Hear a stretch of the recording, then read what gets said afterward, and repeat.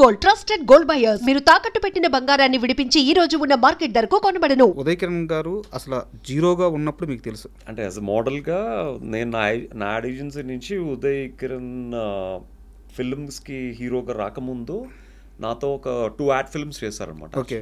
So అప్పటి నుంచి నాకు పరిచయం. సో అంటే ఉదయ్ కిరణ్ హీరో కాకముందు మీకు తెలుసు. అవును. ఆయన లైఫ్ ఏమీ పూల పంపు కాదు, ఆయన కూడా చాలా కష్టాలు పడి వచ్చారు. సో అంత కష్టాలు పడ్డ వ్యక్తికి లాస్ట్ రోజున, ఆయన చనిపోయే రోజున, ఆయన ఆల్రెడీ లైఫ్లో ఎంతో కొంత చాలా అచీవ్ చేశారు, చాలామంది ఫ్యాన్స్ని సంపాదించుకున్నారు. సూపర్ క్లాస్ హీరోగా, లవర్ బాయ్గా చాలా ఖ్యాతి దక్కించుకున్నారు, అందరికీ ఇష్టమైన హీరోగా ఉన్నారు. బట్ ఆ టైంలో కొన్ని ఫ్లాప్స్ వచ్చి ఉండొచ్చు. ఏమీ లేని రోజును చూసిన ఉదయ్ కిరణ్ కేవలం సినిమా అవకాశాలు లేకే చనిపోయారు అంటే మీరు నమ్ముతారా? సినిమా అవకాశాలు లేక చనిపోయారంటే నేను నమ్మను డెఫినెట్గా. ఓకే. సో ఉదయ్ గారికి అప్పటికి ఉన్న ఫేమ్కి తను చాలా చేయొచ్చు యాక్చువల్గా. ఈవెన్ తను తలుచుకుంటే ఒక పెద్ద టీవీ షో యాజ్ అన్ యాంకర్గా చేయొచ్చు, లేకపోతే చాలా చిన్న సినిమాలు చాలా ఉన్నాయి బట్ దానికి హీరోగా చేయొచ్చు. అంటే ఏ మనిషి అయినా ఫేమ్లో ఉన్నంత వరకే వాళ్ళకి వాల్యూ. మనం ఫేమ్లో ఉన్నంత వరకే మనం ఏది చెప్పినా జనాలు నమ్ముతారు, మనకి పాజిటివ్ కామెంట్స్ వస్తాయి. అదే ఫేమ్లో లేనప్పుడు నేను ఏది చెప్పినా కింద ట్రోలింగ్ చేస్తారు, నెగిటివ్ కామెంట్స్ వస్తాయి. అదేంటంటే మన సక్సెస్ని బట్టే చూసే వాళ్ళకి రెస్పాన్స్ వస్తుంది యాక్చువల్గా. ఇప్పుడు ఈ ఇంటర్వ్యూ కూడా కిందన ట్రోల్స్ చూస్తే ఈడు కూడా చెప్తున్నాడా, లేకపోతే ఈడు కూడా చెప్పేవాడు అయిపోయాడా అని అంటారు యాక్చువల్గా. అనేవాళ్ళు అంటూనే ఉంటారు. బట్ ఈ పొజిషన్ ఇప్పుడు మీ ముందు ఇలా కూర్చుని మాట్లాడడానికే ఒక పెద్ద సక్సెస్. ఈ సక్సెస్కి రీచ్ అవ్వడానికి ఎంత కష్టపడి వచ్చారు అనేది వాళ్ళకి తెలియదు యాక్చువల్గా. అలాగే ఉదయ్ కిరణ్ గారి విషయంలో కూడా హీ అచీవ్డ్ ఎ లాట్. నేను పక్కనే ఉండి స్వయంగా చూసాను యాక్చువల్గా. So back to back films, చిత్రం, మనసంతా నువ్వే కలుసుకోవాలని కూడా కలుసుకోవాలని, ఇవన్నీ back to back hat trick hero అని చెప్పి తను బీచ్లో షూటింగ్ అవుతుంటే అమ్మాయిలందరూ వచ్చి తన మీద ఫ్లవర్స్ జల్లేవారు అనమాట, రోజ్ పెటల్స్ అనమాట. అసలు షూటింగ్ చేయనిచ్చేవారు, అది విపరీతమైన క్రౌడ్ అనమాట. ఇప్పుడు సోషల్ మీడియా వచ్చి ఇవంతా ఇప్పుడు యాక్టర్స్కి ఆ ఫేమ్ చూస్తున్నారు, కానీ ఏమీ లేని టైంలోనే he have seen that fame అనమాట యాక్చువల్గా. బట్ ఆబ్వియస్లీ అంత ఫేమ్ చూసిన తర్వాత నేను ఒక చాలా సంవత్సరాల తర్వాత ఒక ఈవెంట్కి వెళ్తే he also came for the event, ఒక ఫ్యాషన్ షోకి.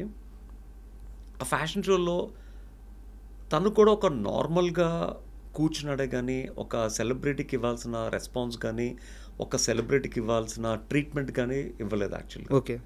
I have seen personally, just because of తను ఫేమ్లో లేడు అన్న ఒక్క ఉద్దేశంతో.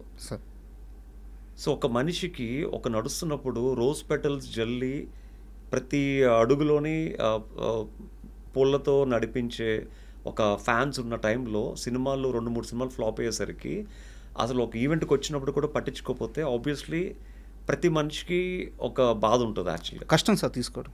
పక్కనే నిన్న కాక మొన్న వచ్చిన హీరోస్కి సెల్ఫీలు తీసుకుని అంత ఎస్టాబ్లిష్ అయిన ఉదయ్ గారితో సెల్ఫీలు తీసుకోపోతే ఆబ్వియస్లీ తను పక్కనే తీసుకుంటున్నప్పుడు తనకు బాధ కలుగుతుంది యాక్చువల్గా. సో ఆ బాధని చూశాను, ఆ హ్యాపీనెస్ని చూశాను యాక్చువల్గా. నేను ఎప్పుడైతే తను చనిపోయారన్న వార్త విన్నానో నాకు చాలా ఐ వాజ్ లైక్ షాక్డ్ అనమాట. వెంటనే నేను నిమ్స్ హాస్పిటల్కి వెళ్తే ఎవరిని అలౌ చేయట్లేదు అసలు. ఉదయ్ కిరణ్ని చూడడానికి ఎలాంటి స్టార్స్ రాలేదు. ఆ ఫ్యామిలీలో కూడా వాళ్ళ సిస్టర్ వాళ్ళ హస్బెండ్ ఒకతను ఉన్నాడనమాట, ఇంకెవరు లేరు అక్కడ. మేబీ ఆ కుటుంబంతో, వాళ్ళ పేరెంట్స్తో, వాళ్ళ ఫాదర్తో తనకేవో గొడవలు అవుతున్నాయి అనుకుంటా, ఎవరు రాలేదు. అప్పుడు నేనే మార్చురీకి వెళ్ళి ఓపెన్ చేస్తే అప్పుడు ఉదయ్ కిరణ్ గారి బాడీని ఫస్ట్ చూసింది నేనే. అప్పటికే తన కళ్ళని దానం చేసి ప్లాస్టిక్ కళ్ళు పెట్టారు యాక్చువల్గా. సో తర్వాత నేను మళ్ళీ నిమ్స్ వాళ్ళతో, డాక్టర్స్తో మాట్లాడి ఆ బాడీని ఇంటికి తీసుకువెళ్ళి తర్వాత అక్కడ నెక్స్ట్ డే మార్నింగ్ చాంబర్ దగ్గర తీసుకువెళ్ళి మొత్తం అప్పుడు ఆర్టిస్టులు అందరూ అప్పుడు వచ్చారు యాక్చువల్గా. సో అదంతా అప్పుడు మొత్తం త్రూఅవుట్ ఉదయ్ గారితో మొత్తం తన బాడీ కాలి ఆ యాష్ అయినంత వరకు, ఆ లాస్ట్ వరకు నేను తనతోనే ఉన్నాను యాక్చువల్గా. ఆ బాడీ మొత్తం కాలినంత వరకు తనతోనే ఉన్నాను. చాలామంది కొంతమంది మధ్యలోనే వెళ్ళిపోయారు, కొంతమంది బాడీ ఇలా అంటించిన వెంటనే వెళ్ళిపోయారు actually. But I'm the one maybe ఇద్దరు ముగ్గురు కొంతమంది ఫ్యాన్స్ ఉన్నారనమాట. మొత్తం బాడీ అంతా కాలినంత వరకు, బాడీ బూడిదైనంత వరకు నేను ఉండి చూసి అప్పుడు నేను ఇంటికి వెళ్ళడం జరిగింది. అంటే ఇంకా ఒక ఫ్రెండ్కి అంతకన్నా మనం ఎక్కువ ఏమి ఇవ్వగలం యాక్చువల్గా. అంటే మీరు చెప్తుంటే అంటే ఇండస్ట్రీలో ఒక ఫేమ్ వచ్చిన తర్వాత అంతే, ఏదన్నా ఫేమ్లో ఉంటేనే మీకు గుర్తింపు, మీకు మర్యాద, మీకు మీ గురించి మంచిగా మాట్లాడతారు. అంటే ఒక బిగ్ బాస్ నుంచి బయటకు వచ్చినప్పుడు నా గురించి, నా ఇంటర్వ్యూస్ గురించి ట్రెండింగ్లో ఉన్నాం కాబట్టి ఒక ఇంటర్వ్యూ చేస్తే ఆ ఇంటర్వ్యూ ద్వారా కొన్ని వ్యూస్ వస్తాయి, ఛానల్ రేటింగ్ పెరుగుతుంది, ట్రెండింగ్లోకి వెళ్తుంది, డబ్బులు వస్తాయి ఉద్దేశంతో ఇంటర్వ్యూ చేసేవారు. అదే పాజిటివ్గా చేసిన ఇంటర్వ్యూని వీడి పాజిటివ్నెస్ అంతా జనాలు లాగేసుకున్నారు, ఇప్పుడు వీడు నెగిటివ్ చేస్తే మళ్ళీ కొన్ని రోజులు ట్రెండింగ్లో తీసుకెళ్ళొచ్చు అని చెప్పి మళ్ళీ నెగిటివ్ చేశారు. అవును, మళ్ళీ నెగిటివ్ చేసినప్పుడు మళ్ళీ వాళ్ళకి ట్రెండింగ్లోకి వెళ్ళాయి. అప్పుడు చాలామంది ఆర్టిస్టులు 30 years పృథ్వీ గారు కూడా నా గురించి నెగిటివ్గా మాట్లాడారు. బికాస్ ట్రెండింగ్లో ఉన్న ఒక పర్సన్ని పోక్ చేస్తే heal become more trending actually. So చాలామంది నా పేరు యూజ్ చేసుకుని they came in to trending అనమాట. సో అలాగా నన్ను రైట్ లెఫ్ట్ ఆడుకున్నారు యాక్చువల్గా.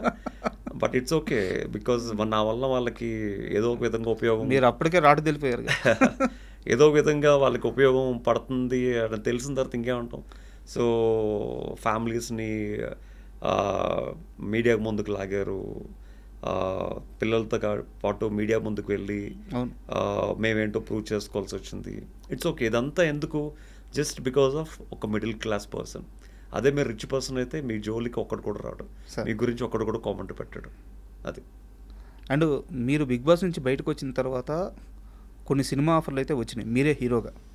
బట్ ఒక హీరో వాళ్ళందరితో కలిసి కూర్చొని మాట్లాడి వాళ్ళ మైండ్ సెట్ మార్చేసి మీకు సినిమా ఛాన్సులు రాకుండా కొన్నిటిని అడ్డుకున్నాడు అని చెప్పి ఒక టాక్ అయితే ఉంది.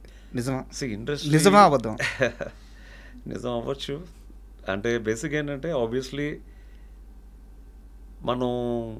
మనకు తెలిసి మనం ఏ తప్పు చేయలేదు. సో మనం ఉన్నది ప్రూవ్ చేసుకోవడానికి, జీవితంలో ఎప్పటికైనా ఏదో ఒకటి సక్సెస్ అవ్వడానికి, ఉన్న సక్సెస్ని లైఫ్ అంతా నిలబెట్టుకోవడానికి ఇండస్ట్రీకి వచ్చాం.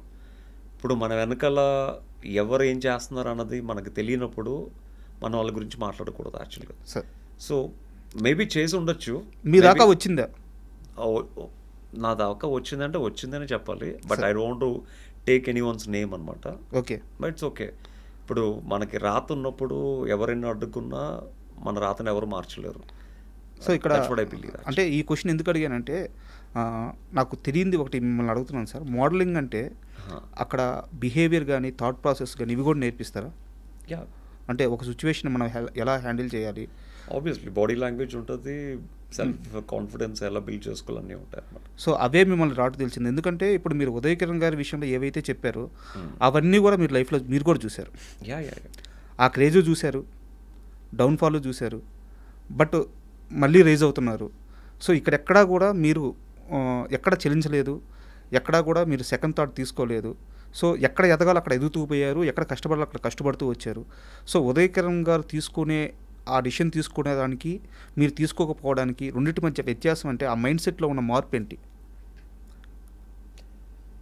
ఇప్పుడు యాజ్ ఎ పర్సన్ మీరు చెప్తే నమ్మరు, కానీ ఫేమ్ ఉన్నప్పుడు యూజువల్గా కొంతమంది చాలా పనులు వదిలేసుకుంటారు యాక్చువల్గా. సార్ మా వైఫ్ ఎప్పుడు నాతో ఫైట్ చేస్తూ ఉంటుంది, ఆ క్యాస్టింగ్ జోలికి వెళ్ళొద్దు, క్యాస్టింగ్ నాపేయండి, ఆ క్యాస్టింగ్ అనేదాన్ని నేను తట్టుకోలేను, okay stop that. As a యాక్టర్గా మీరు ఆల్రెడీ చాలా అచీవ్ చేశారు, యాజ్ అ మోడల్గా అచీవ్ చేశారు, యాజ్ అ సక్సెస్ఫుల్ పర్సన్గా చాలా అచీవ్ చేశారు.